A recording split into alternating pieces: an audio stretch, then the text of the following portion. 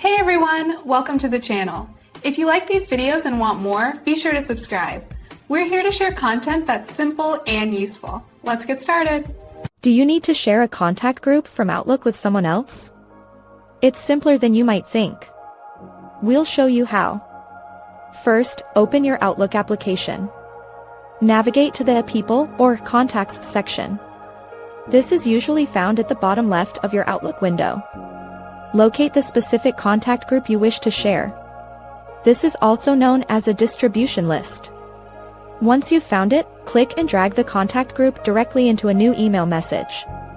Outlook will automatically attach the contact group as an Outlook item. This attachment contains all the group's information. Alternatively, you can right-click the contact group. Then, select Forward Contact. Choose the option as an Outlook contact. This will also create a new email with the group attached. Now, address the email to your desired recipient. Add a subject and any message you like. Send the email. The recipient will receive the email with the contact group attached. They can then open this attachment. They can save it directly into their own Outlook contacts. This lets them use the group immediately. Sharing contact groups helps teams stay connected. It ensures everyone has the right list of contacts. This method works for most versions of Outlook. You can quickly share your important contact lists.